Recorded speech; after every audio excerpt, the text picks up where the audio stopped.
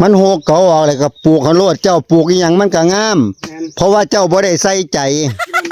ขันใส่ใจมันหลายแล้วมันเอาแต่ใจต้นไม้นั่นแต่มันสิตายสิยังปลูกไปเลย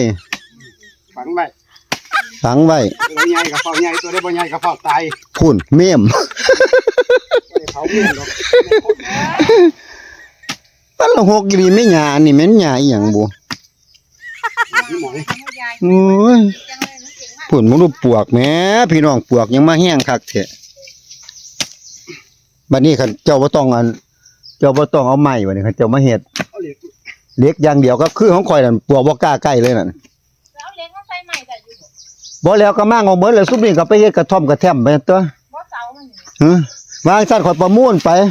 คันข่อยถึกเรียกเอาหลังนี่ไปเฮ็ดลงในสระคือของมีอ่องไปเฮ็ดอันมุมสระไว้แช่น้ำไว้ปวกยังบ่ใกล้ปลากะลักกินหมดเท่าเลยเว้ยหยังปลาดุกกะลักกินเสากูสาธุไม่กินโลด